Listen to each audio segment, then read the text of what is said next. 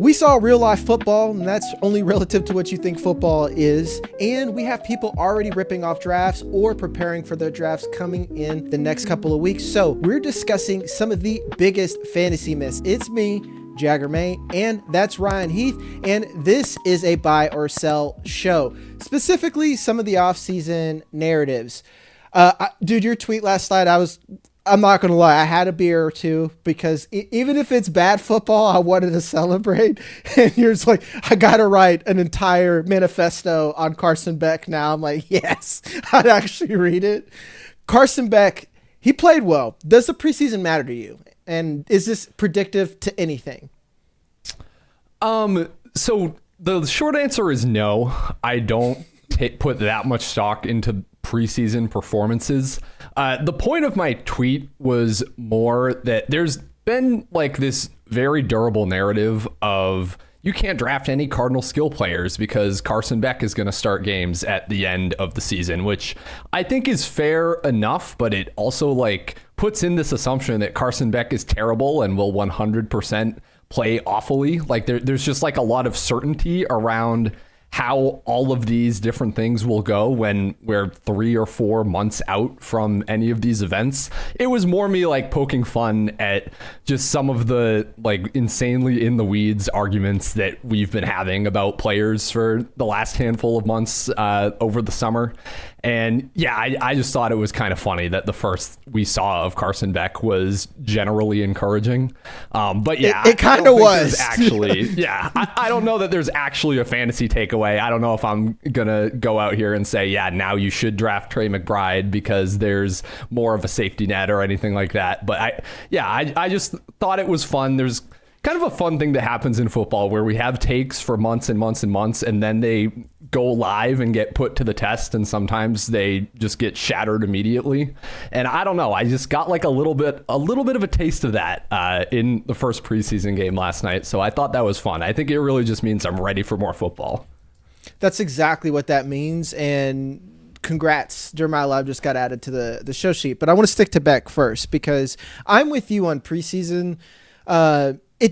I say it matters and it doesn't matter. And this is why I say it's bad preseason performances versus good preseason performances.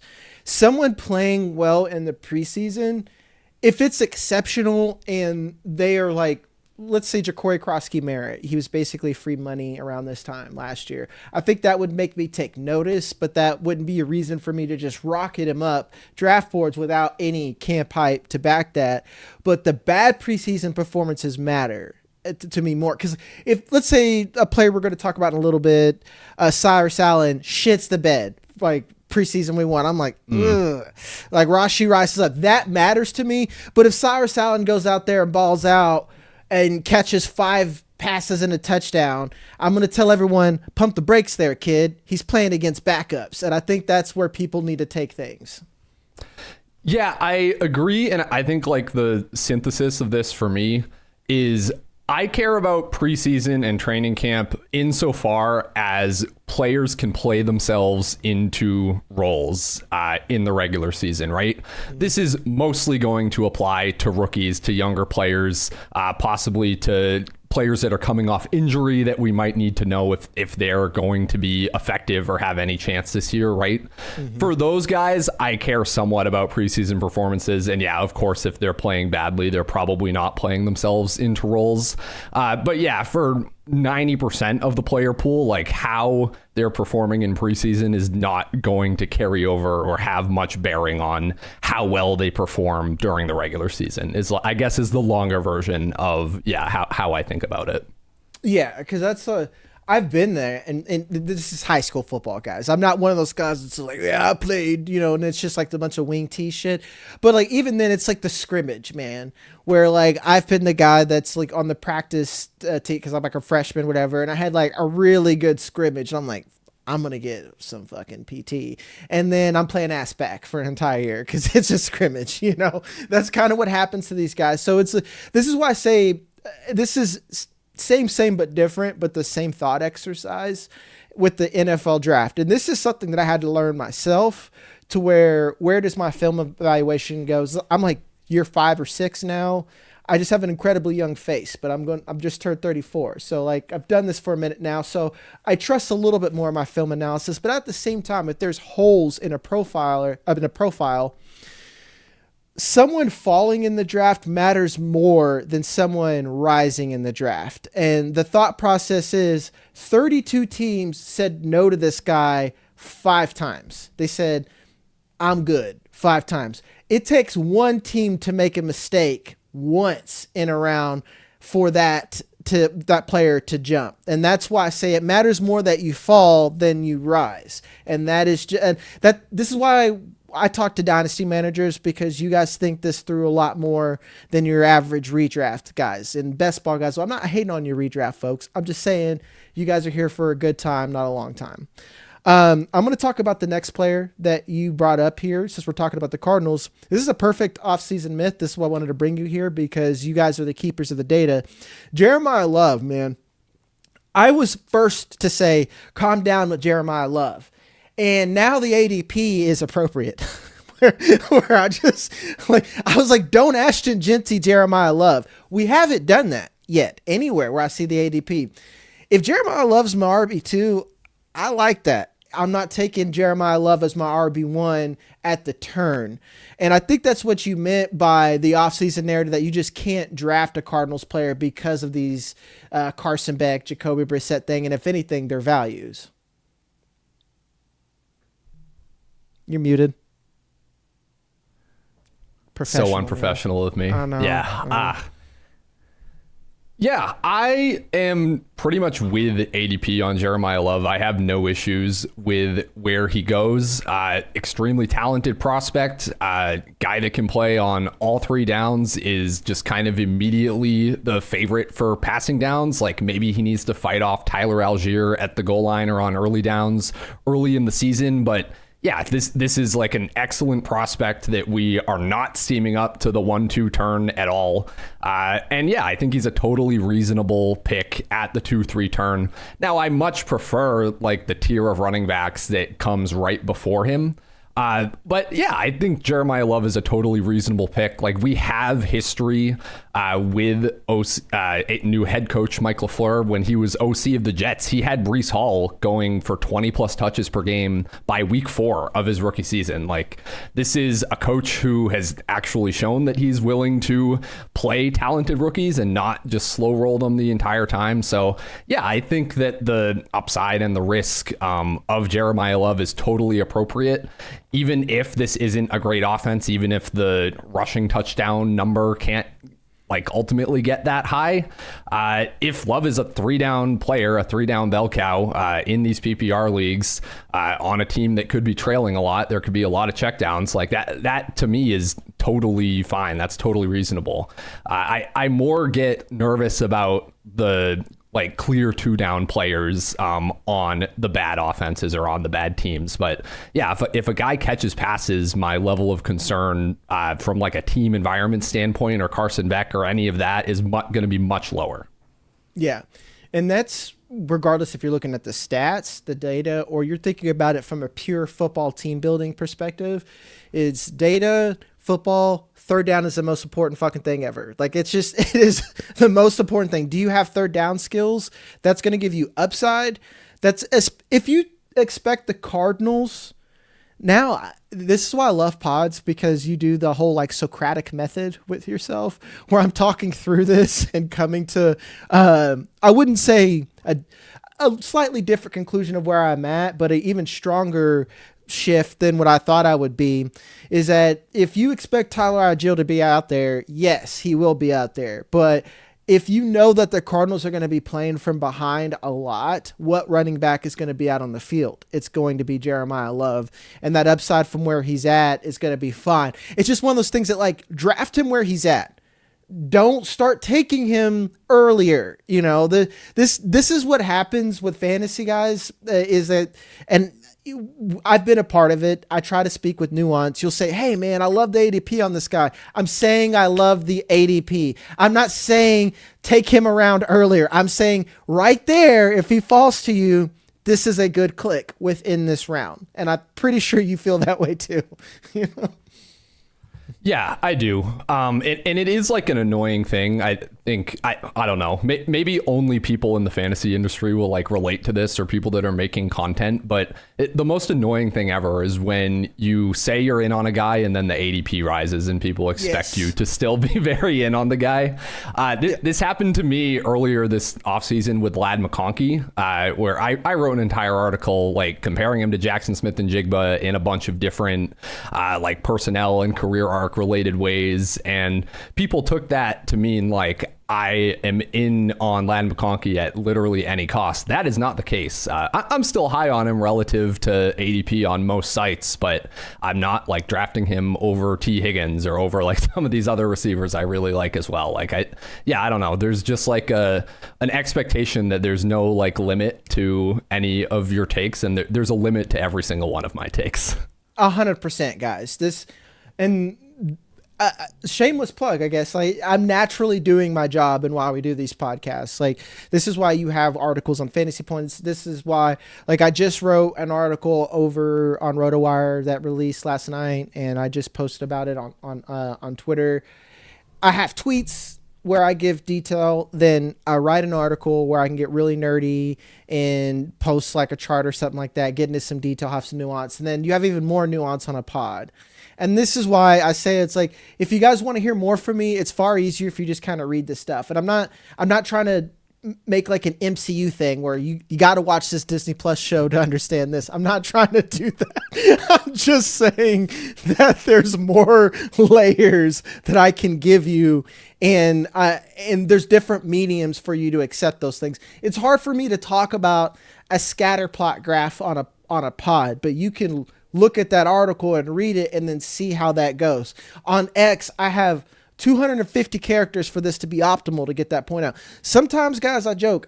I'm literally just shitting stuff out there. I know you do this. Every fantasy NFL analyst do this. We are doing research and then putting out thoughts while that happens. You know, they're like, well, what? Sometimes I've even had guys like, well, what were you doing to make this tweet go viral? I was like, nothing, man. I said something, and then I went back to like making Canva graphics or something, and then I came to this conclusion, and then things get out of hand. Then you go on Twitter, and then I feel like more and more this offseason, I find myself on the opposite side of where you are. And normally this will happen during rookie season because I'm always like, well, the film, you know.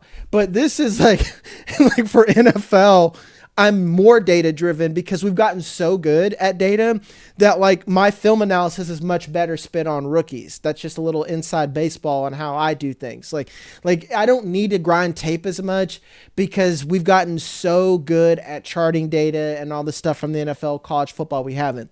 Kyren Williams, am I the guy that's always too late? I made a joke that if this was a rom-com and running backs are the female that I chase, if I am trying to chase into the terminal, that plane is taken off. It's gone. I've missed it. Am I there with Kyren right now? Because I like him at his ADP. And for me, it's upside versus the floor. And I want to go back to the point I made with Jeremiah Love. I'm having a hard time being as excited for Blake Corum, and it comes down to third down. Am I wrong about that? And you've made a good point that his advancement rates haven't been that great since the one season where he was literally free 99.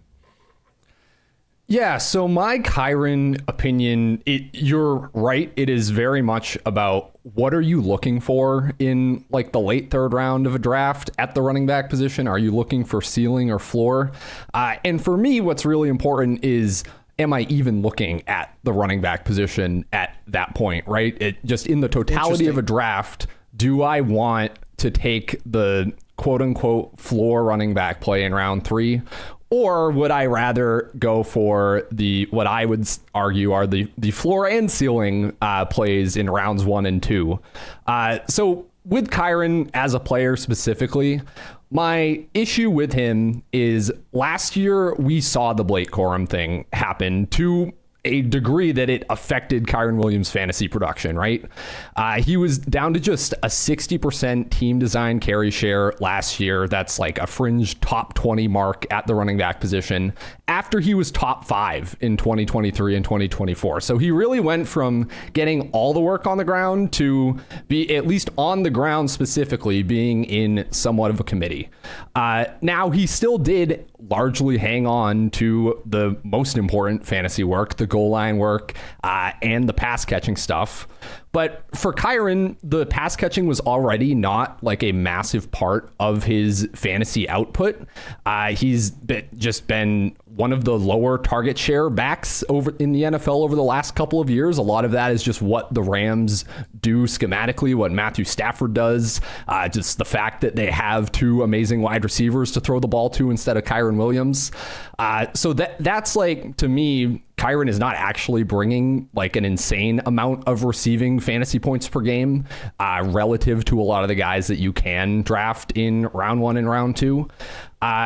And I guess my biggest issue with Kyren is last year, most outside of Blake Corum becoming involved, which I don't expect to change. If you expect that to change, fair enough, then he probably is a good pick. My issue with Kyren is that he was kind of maxed out from a goal line perspective. The Rams were one of the most efficient offenses in the NFL. Overall, the team ranked top 5 in rush attempts inside the 10-yard line. Williams was also inside the top 5 running backs in that statistic, scored double-digit rushing touchdowns once again. So to me, I don't see the world where after Matthew Stafford just had this MVP level season and they were so amazing, like, how are we getting more rushing scores for Kyren? How are we getting more than the 15 fantasy points per game that we got from him last year is kind of my problem. Because when I look at the totality of a draft board, I see really strong running back profiles in rounds 1 and 2 that can get you to 20 plus fantasy points per game. So those seem like good bets to make generally. In round 3, I see wide receiver profiles that are maybe similar to Kyren, where it's like, okay, the median expectation here is 14, 15 fantasy points per game. Maybe some of them are higher ceiling, some of them are higher floor. And then I look further into round 4 and round 5 and find running backs where I say, yeah, I can see all of these guys hitting low-end RB1 status, getting to 15 or so fantasy points per game. Maybe like one thing has to go right for them, or one thing has to change from last year. But I would rather, assuming that I'm taking running backs in rounds 1 and 2, I would rather make that like kind of later bet on the running back position to find a guy that can jump up into the Kyren range while taking a wide receiver, probably my first wide receiver of the draft, to anchor that position, rather than taking the safe bet on Kyren, which implies I'm taking wide receivers in rounds 1 and 2 that I like less than the running backs, implies that I'm not taking guys like David Montgomery, who I think is basically the same profile as a Kyren Williams, just with a little more pass catching on a worse team. To me, it's just like an inefficient use of my draft picks to select a Kyren Williams in round 3. I just think you can build an overall better team by going for running backs elsewhere, going for wide receivers in round 3. And like my point on Twitter that you were referring to is Kyren hasn't really killed you. He's not this incredibly explosive runner that's going to massively outperform his volume in his role and going to totally burn you if you fade him in a given year. So that's like my Kyren opinion. He's just not someone I'm drafting at all. If I want like running back safety, I'm waiting another round or 2 for a David Montgomery. If I want to swing for the fences, you can also do that a couple rounds later with like the Bhayshul Tutens, the Jadarian Prices, those types of backs. So I just don't find like a place in my draft strategy that he really fits in because what I'm really looking for is upside ultimately. Yeah, that's I'm going to be honest. This is why I wanted to talk about these things. Is like, it's not even like, hey, I got you because you said a tweet or anything like that. It's because now that I'm looking at the ADP, which we track ADP for ESPN, MFL, NFFC, Yahoo. I'm finding Yahoo to to me the sharpest, because that's what everyone's using right now. Like that, like I've even shifted off to NFFC because those are like the chronically online people sometimes. So Yahoo has been my shift of focus, and now adjusting to that, you're kind of right, man, because if I'm taking my own advice, if I'm at the top and AJ Brown is there, I'm taking AJ Brown. Like it would shift my build. I'm very much actually, let me take a step back. My bull argument for Kyren Williams was back to what you were saying earlier of like, if I'm looking for running back, more than ever, I am very much bullish on running back early. So I want to get out of the first 3 rounds with at least 2 running backs. If AJ Brown is there, I'm going to make it work. That's kind of where I'm at. Like if I've taken a receiver early or something like that, and then I get a running back in round 2, I'm not going to sit there and be like, well, I have to get a running back now. I'm going to take AJ Brown and then make it work later. Josh Jacobs, I'm finding weird. Jeremiah Love, I'm kind of just back in at that cost. Then you go down to the more receivers. I'm going to take Chris Olave. Javonte Williams going 6 picks after Kyren Williams seems egregious to me. Then you go down to Breece Hall. Kind of the same upside there. Theo's made me a little bit more back in there. At worst case scenario, Breece Hall's going to catch like 1,000 passes if he's out there. I think, that's hyperbole, guys. Please do not take that out of context. I would even reach on Colston Loveland.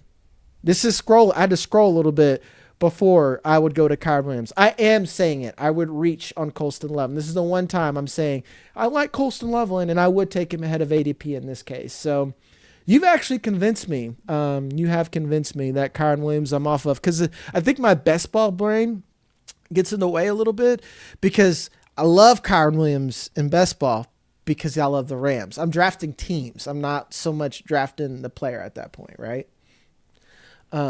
Yeah, that makes a lot of sense to me.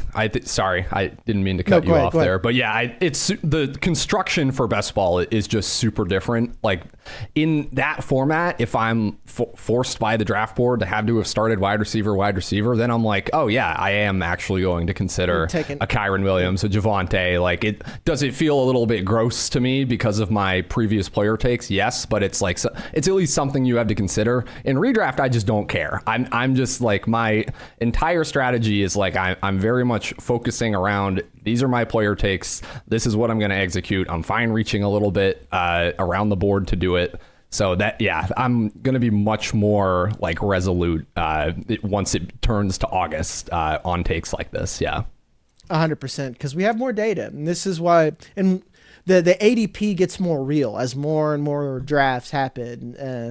This is why, again, guys, go to RotoWire, use the ADP tracker. This is a tool that I actually use every day. This isn't just me saying it. Like I have to use it for my job, and it's actually pretty accurate most of the time. I still want to talk about Kyren because we kind of talked about the in-season game with him. What does that mean for his dynasty value? Because it's a lie if you don't think that even best ball and redraft don't affect dynasty value in some way.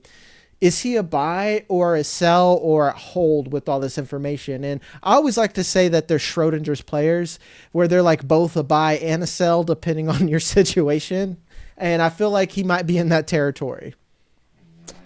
I think I'm willing to buy any player in Dynasty at some cost, right? Kyren is just a contending piece to me. I don't think that he stands much of any chance of like gaining significant Dynasty value. So the only way I'm buying Kyren in Dynasty is if he's just the cheapest way to get points onto my roster is kind of the only way I think of it there.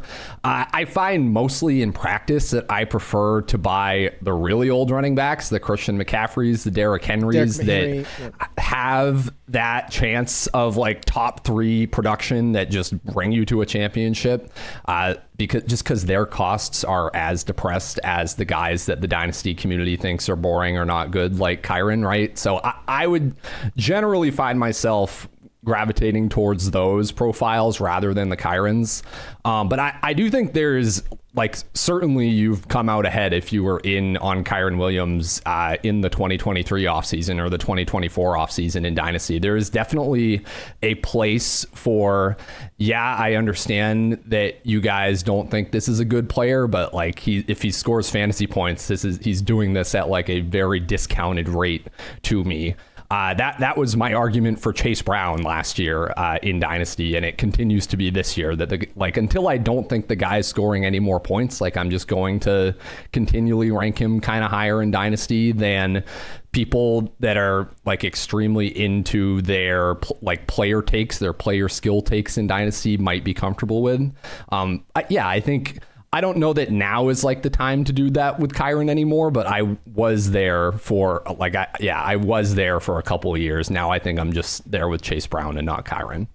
Yeah, I think Kyren is one that I would, because my takes have been really just redrafting best ball with Kyren. I'm one where I don't like to hold on to players that I don't think are actually good, and we're going to talk about that in a minute. But Kyren, I don't think is ever going to be as good as he is with Sean McVay. That's for multiple reasons. Sean McVay is just an exceptional coach, and he just does what Sean McVay does. But he's never been an exceptional runner. He's never been athletic.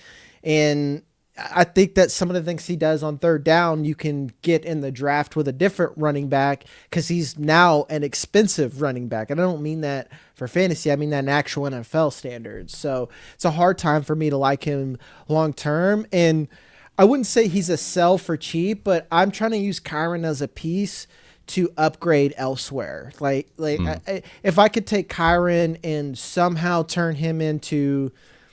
If you could package him in a deal to get Jahmyr Gibbs, Bijan's, Jeremiah Love, Ashton Genty, there are people who it can happen, guys. It's possible. Kyren Williams still has a value, and he's still someone who is being ranked pretty highly in Dynasty. We're going to shift over to Luther Burden in a minute, but before we go, make sure to hit that like, subscribe button, and use the hype. As I've joked before, YouTube likes to create new ways for us to ask things out of you. So if you're on a mobile device, use the hype button because that is incredibly helpful. Also, like I mentioned, we have the ADP tool. I have articles over there. I'm already going to start doing top 50 prospects. That's going to be offensive line, defense, everything for you sickos. I'm going to have the top 32, 36. I'm going to be honest, it's going to be the top when I'm done, when kickoff happens. However prospects that I get done, that's what the article is going to be. That'll be there as well. All that stuff's going to be on RotoWire.com, including my Dynasty rankings. So you want to sign up. And if you're doing Dynasty, best ball, whatever, if you're doing anything but just redraft season long, the chances you're doing all three of these things. So you want to go over RotoWire.com, use my code on the screen, JAG20. That gives you 20% off all of our data, all of our rankings, everything, including our draft kit. And we have an app, again, with all the stuff that you guys love. I paid all the bills, I've done my job, and I'm ready to talk about Luther Burden. What's his actual upside, man? Because I had my buddy Paul Patterson, and I told him I've really changed over the years. I do projections now, and that is and guys, when I say I don't watch film, I don't tape grind. I watch games, I watch film, but I watch every snap of these rookies and I grade them in somewhat pseudo chart on these things. I'm not doing that with NFL. I'm leaning a little bit more on the data than I would elsewhere, but I watch it. With that being said, I like to take X's and O's principles, and we use projections because it gives you realistic guardrails and barriers. And I think with Luther Burden, we have jumped the shark because Colston Loveland, there's no responsible way not to bake in a giant leap for him. Unless he gets injured, unless something happens, that has to be baked in. Odunze, I think it's irresponsible not to bake in a little bit of some positive regression if you're going to expect Caleb Williams to improve and he's going to be healthy. On the other side, yes, Luther Burden is going to absorb a lot of what DJ Moore left, a lot of why the fuck Olamide Zaccheaus was getting targets, no one knows, but a lot of that's going to be gone and someone has to get those. I still think that we've jumped the shark with Luther Burden, and I'm curious of where you are with that. So Luther Burden, to me, while I think you have to acknowledge if you're going to be in on him, you are doing it somewhat against what any projection would tell you in terms of the Bears this year, right? The Bears, for a lot of like nerdy NFL data reasons, are one of the bigger like offensive wide regression candidates. This is an offense where we are drafting all of these pass catchers relatively highly in fantasy football. This is not a team like the Bengals or like the Cowboys where we can just comfortably say this will be a team at the top of the NFL in play volume and drop back volume. All of those things are true, and I acknowledge them. And if you are in on a Luther Burden or really any of these Bears pass catchers, I think you need to be aware that the floor here is not necessarily great. Like, you are 100% betting on ambiguity, on whichever name that you're clicking being the one to kind of emerge from this, probably at the expense of at least one of the Bears' other pass catchers. For me, I'm comfortable just doing that with Luther Burden because I am kind of willing to write off a Rome Odunze a little bit, right? At least for fantasy. And that's for a couple reasons. One is the medicals with him, where this summer we got Rome himself saying that he's going to have to get used to his new normal in terms of the way that the bones in his foot healed. We have a lot of the like medical professionals in the fantasy industry, like Jeff Muller that we have over at Fantasy Points, talking about the altered biomechanics that are going to result from Odunze's recovery, and that this could lead to him just not being the same type of player that he was in those first 4 weeks of the 2025 season when he was smashing ever again. So that's like one outcome I kind of have in mind when I'm saying I'm in on Luther Burden, is that I think this likely is just at the expense of a Rome Odunze, for example.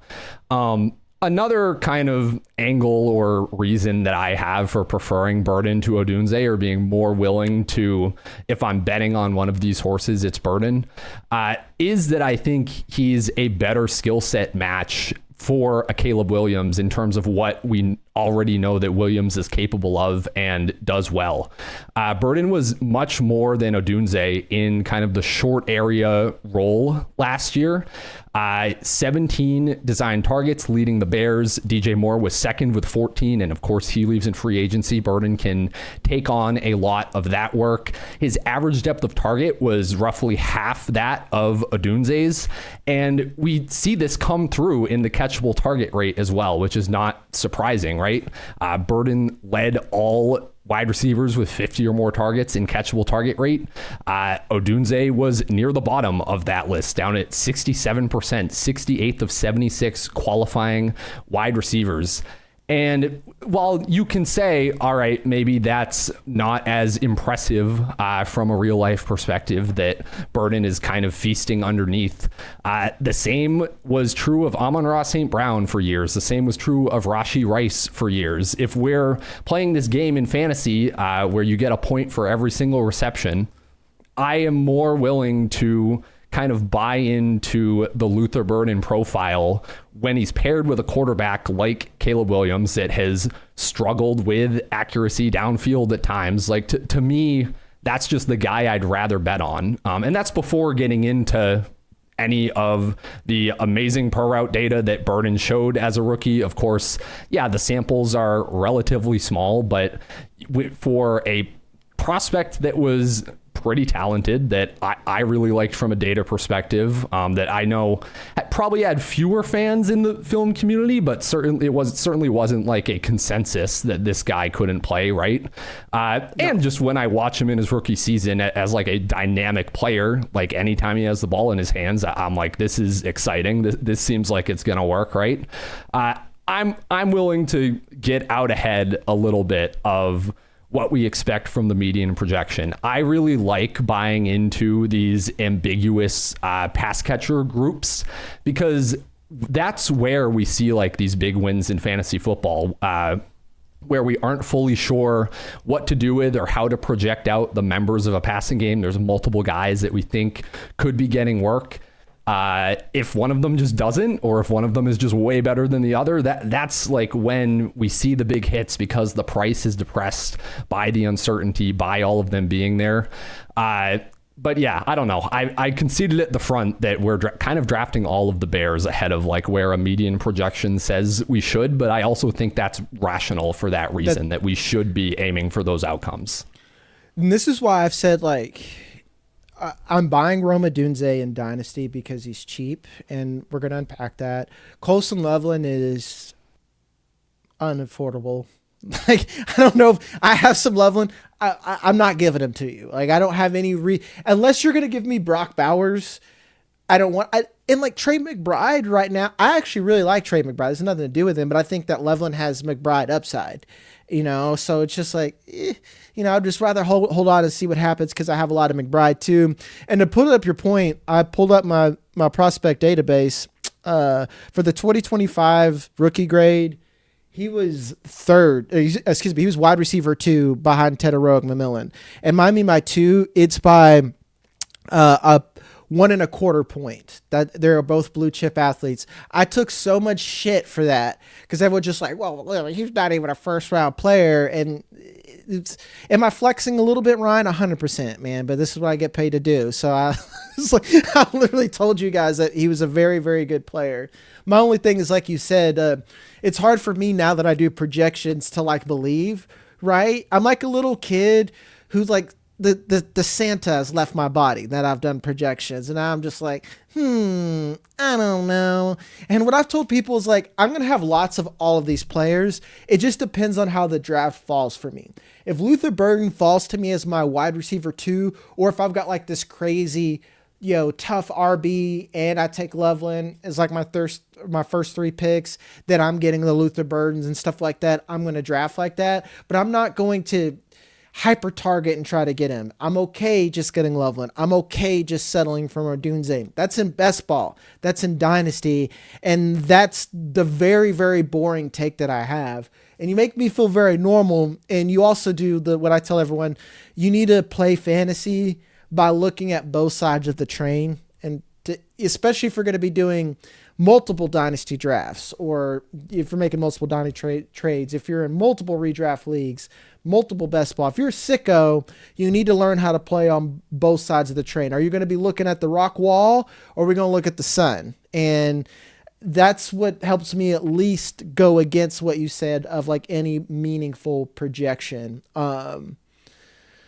That's enough of the Luther Burden stuff. I want to talk about someone else. It's going to be hard for me to move on here, because I don't know if you heard, Ryan, I am a top 5 running back ranker according to Fantasy Pros. That puts me among our group's elite, so I know things.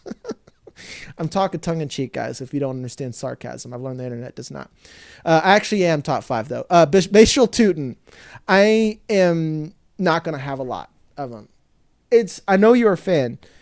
I have a hard time because I think the tape shows a pretty solid player with upside. Not a great player. The tape that we got as a rookie and data is almost, I don't want to say inusable, but it's hard to glean any conclusions because it's very hyper-specific usage. Like me making a projection, I'm like, this means nothing to me. He was used as a goal line back, and it's not even what he's best at, is being a goal line back. So it's hard to glean anything. And I think LeQuint Allen is going to get snaps. I'm not saying, and guys, if you've watched me enough now this season, I always give the caveat. I like LeQuint Allen for NFL reasons. I do not like him for fantasy reasons. In fact, I hate Allen for fantasy reasons because he's not getting enough. He's not doing enough for you to draft him. He's not doing enough for you to draft him. And he's only doing enough to make Bhayshul Tuten suck at his ADP. How off base am I? So here's what I'll say on LeQuint Allen. And my guess is that you're going to connect this to what we just talked about earlier with Jeremiah Love and Tyler Algier in terms of pass catching being king in fantasy football. In PPR formats, we want the pass catchers. We want the guys running routes. LeQuint Allen, very much a third down player, right? But there's kind of a tricky conflation that we do a lot of the time in fantasy football between pass catching running backs and third down running backs. And that might sound weird, but the difference is on actual third downs, not that many fantasy points are scored. It's about 13% of total fantasy points among top 50 fantasy running backs occur on third downs. There just aren't as many third downs, and also on a lot of them, the running back is just pass blocking or not even running a route or having any sort of chance to be involved in the offense on that play, right? And that's kind of the bucket that LeQuint Allen falls in for me, or at least that's what he fell in his rookie season. Despite playing almost all of the third downs for the Jaguars, LeQuint Allen did not have that relevant, he did not have a relevant fantasy role, and he didn't really take away from the pass catching of a Travis Etienne that much, because especially in a Liam Cohen offense, so much of the juice in the backfield for the pass catchers is in the screen game coming on these earlier downs. Like an extension of the run game. Exactly, yeah. So it's not necessarily like you want the guy that's on the field on third down because that's when the offense is dropping back. Especially for Cohen and some other play callers in the NFL, it's very much you want the guys that are on the field on first and second down but will catch the screen passes. That was 2.5 fantasy points per game for Travis Etienne on design targets alone last year. Bucky Irving in 2024, in that insane stretch he had at the end of his rookie season, 90% of his targets came on first and second down.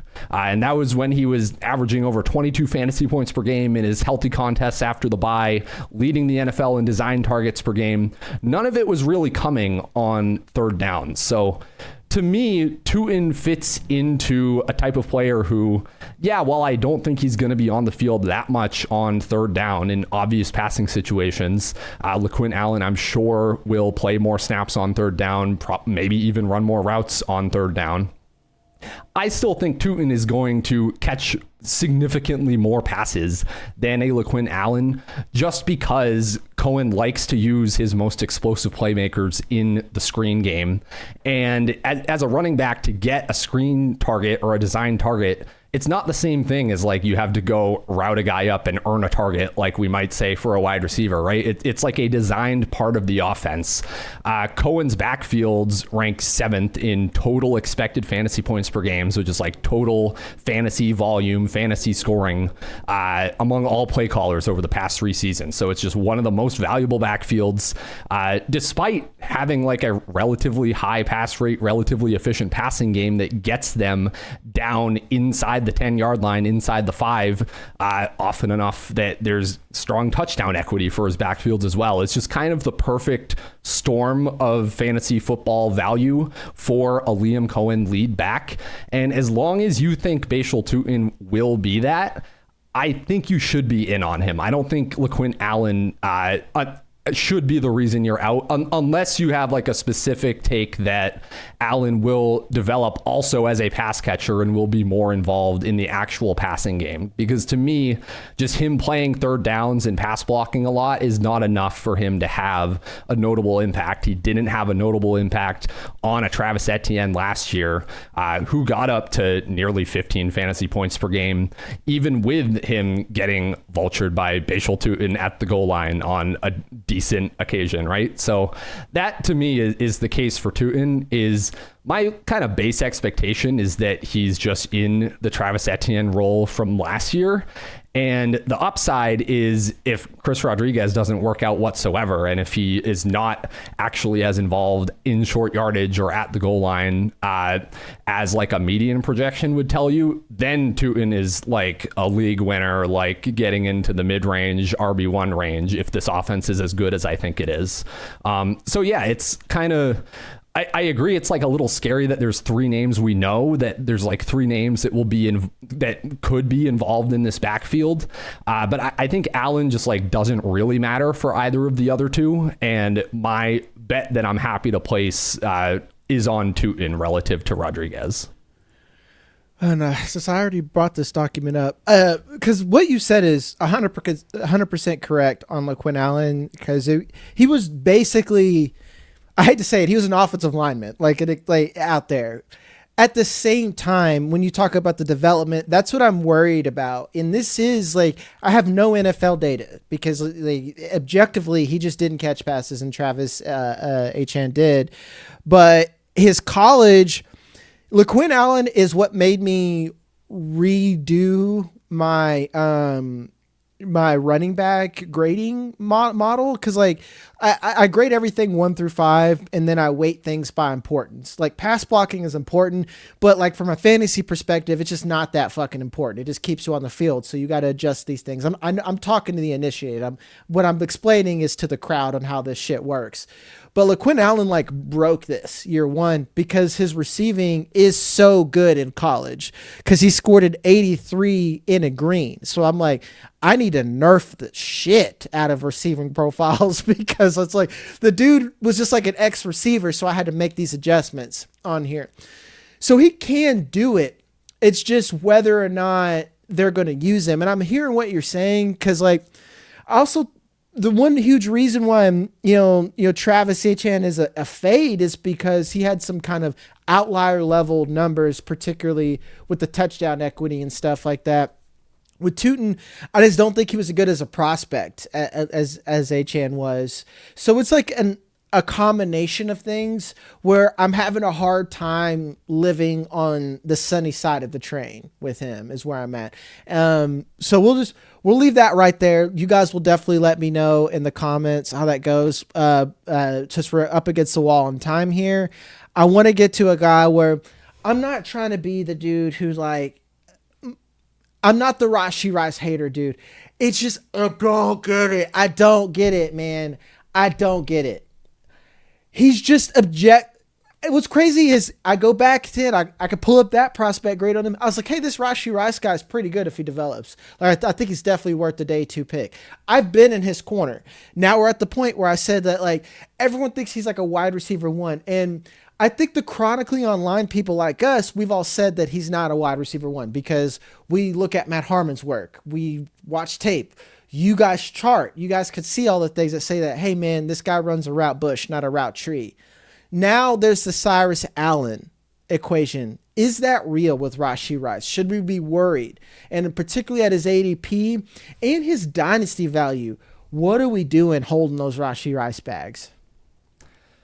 I'm very worried about Rashee Rice. When we were going back and forth on this on Twitter a week or two ago, I think I took more of the, hey, like it's 1 year of redraft. Like you just are betting, will the role hold for one season? Like I'm usually okay making that bet, more nervous about that in Dynasty for sure.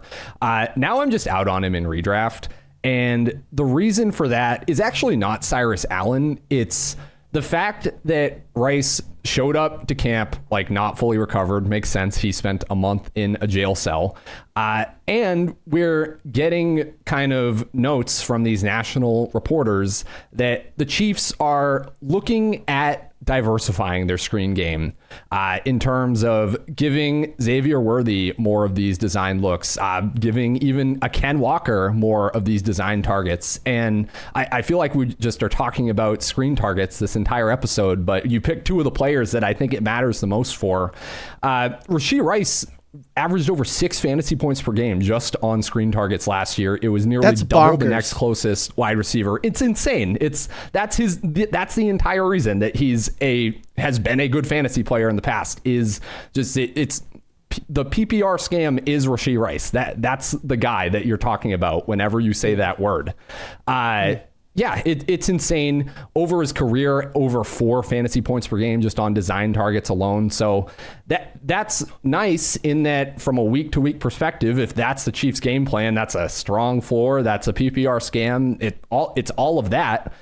But if they're changing their plans, they can decide like at any point, hey, we're actually going to give more screens to Xavier Worthy. We're actually going to give more to Ken Walker. And that's like what the chatter has kind of been. That makes me very concerned about Rice. So I have like nuked him in my redraft rankings. Anybody drafting off of my rankings over at fantasypoints.com will not be getting any Rashee Rice in redraft this year. Moving over to Cyrus Allen, I don't know, man. He could be real. It's like... He's free. Yeah, he's free. He could be real. It's always with these like training camp darlings, it's always more of a question to me to say like how real. Like I think of Romeo Doubs in his rookie season as like the prime example of this, where he was one of the most like hyped training camp guys ever, like came out of nowhere as a day 3 pick. Everybody around the Packers was telling us, yeah, this guy's real. He's going to legit be part of the offense. Fantasy people got extremely excited about that. He shot up draft boards at the end of August. And I mean, it's Romeo Doubs. We know how this story ends. Like he's a good player, great NFL player, not to like shit on Romeo Doubs, but not really as far as the game of fantasy football, where there are a million wide receivers that can average between 9 and 12 fantasy points per game, and there's just an abundance of these guys, and Doubs is just another one of those. It like didn't really matter, right? So I guess that's like what I'd say with Cyrus Allen. Like, is there a very good chance that he's involved in the Chiefs offense this year? Yes, but that's a totally separate thing from like, will this be one of the handful of players that actually matters in fantasy football every year? I think that's pretty unlikely. But it is interesting for Rice, certainly, for just, the fact that apparently Cyrus Allen was part of the reason they weren't in on Stephon Diggs, or at least that's been like the implication from the reporters around the team. That's like interesting. Like, I think he will, assuming his injury stuff is all okay and he recovers and comes back fine, like there is certainly a path to playing real snaps on the Chiefs for him this year. They are pretty needy at the position, so it wouldn't like totally shock me. Yeah, that is God, I feel so good. I in my head, it was just like Obama saying, like, we got him. It's like, yeah, because I feel very validated, because I always preach now more than ever, it's talent is irreplaceable. PPR schemes, people benefiting from that is very replaceable. Like, even in redraft, I'm like, all it takes is like one dude, even a day 3 guy that could come out and do a little bit more than this man can to nuke things. And that's why it scares me. And that's why, like, last year I missed out on whatever Rashee Rice did to help folks last year. I missed out on that. I don't think missing him has affected me one bit whatsoever in Dynasty, because he just has felt like a problem on your roster, and this is why. And at the top of that, it's like, people are like, well, he's going to come in. So many people in my comments, they're like, he's going to get 10 touchdowns this year. I'm like, brother, I need the Chiefs to like not hate this man, because he recovered in jail, and it looks like it. He can't. We saw the one saddest post in practice, and everyone's like, look, he's running a post. I'm like, that's a drill, man, to warm up. That wasn't a real post. And I'm going to end on one player, because I've looked stupid for the opposite reasons. I've been the Zay Flowers guy. Zay Flowers was my wide receiver 2 in his draft class. Everyone was like, Quentin Johnston, Jordan Addison. I was the silly boy. And homie got paid. How much do TDs matter? Because that's what's been depressing his value. They matter a ton. So in the NFL right now, what we're seeing, because of a combination of because of NFL meta stuff in terms of heavier personnel, more running, all of that, and also the kickoff rule changes, creating like shorter drives, shorter fields. What we're seeing is, on average, on a drive, NFL players are picking up fewer yards, but offenses are scoring more touchdowns. So now more than ever, yes, touchdowns very much matter, and that it is a relevant thing you should be thinking about in terms of which fantasy wide receivers to draft, or which are the ones that can score touchdowns.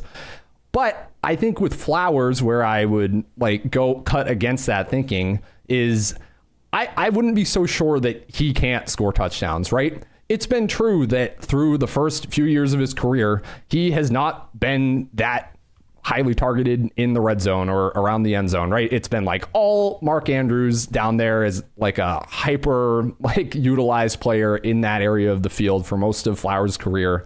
Of course, he has a smaller frame, so it's very easy to look at that and say, yeah, maybe he's just not a touchdown scorer. But he's on an offense that we expect is going to score a lot of touchdowns. The Ravens are near the top of the league in implied point total, or in any sort of projection system you could use to determine how many points an NFL team is going to score. The Ravens are going to have a good offense if Lamar Jackson stays healthy all year. And we can kind of look at the history of these smaller frame wide receivers that don't score touchdowns early in their career.